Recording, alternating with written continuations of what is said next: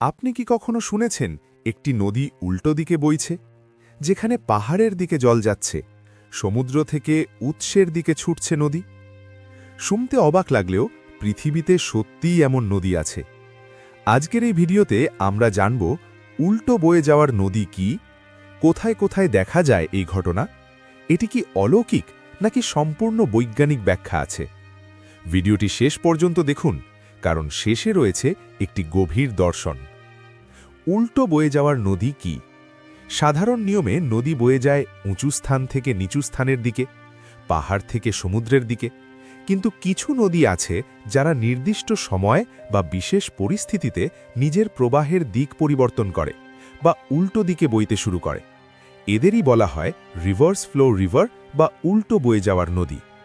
পৃথিবীর বিখ্যাত উল্টো বয়ে যাওয়ার নদী টোনলে সাপ নদী, কম্বোডিয়া। এই নদী বছরে দুবার দিক পরিবর্তন করে। বর্ষাকালে মেকং নদীর জল বেড়ে গেলে টোনলে সাপ নদী উল্টো দিকে বইতে শুরু করে।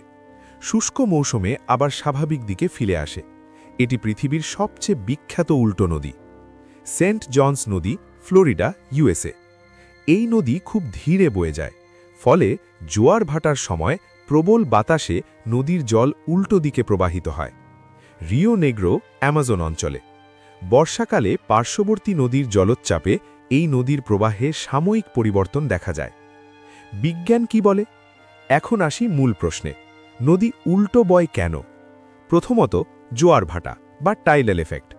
সমুদ্রের জোয়ারের সময় সমুদ্রের জল নদীর দিকে ঢুকে পড়ে, ফলে নদীর প্রবাহ উল্টো দেখা যায়। উচ্চতা ও ঢালের পরিবর্তন। নদীর ঢাল যদি খুব কম হয় তাহলে সামান্য চাপেই দিক বদলাতে পারে। অতিরিক্ত বৃষ্টিপাত ও জলোচ্চাপ। এক নদীর জল বেড়ে গেলে পাশের নদীতে চাপ সৃষ্টি করে, ফলে উল্টো প্রবাহ ঘটে। বায়ুচাপ ও প্রবল বাতাস।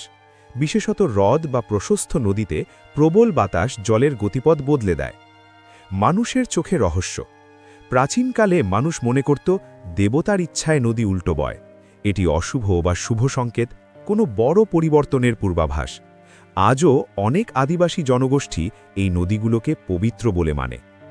আধ্যাত্মিক দর্শন। নদী আমাদের শেখায় জীবন সবসময় একদিকে চলে না, কখনো কখনো পিছিয়ে যাওয়াও প্রয়োজন। উল্টো পথেই নতুন সত্য লুকিয়ে থাকে।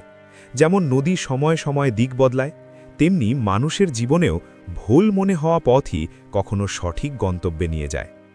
উল্টো বয়ে যাওয়ার নদী প্রমাণ করে প্রকৃতি নিয়ম মানে, কিন্তু সীমাবদ্ধ নয়।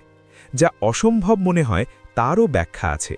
বিজ্ঞান আর রহস্য একে অপরের বিরোধী নয়। আপনার কি মনে হয়, এটি কি শুধুই বিজ্ঞান নাকি প্রকৃতির এক নীরব বার্তা? ভিডিওটি ভালো লাগলে লাইক করুন, শেয়ার করুন, চ্যানেলটি সাবস্ক্রাইব করুন এবং কমেন্টে লিখুন আপনি আগে এমন কোনো নদীর কথা জানতেন কি।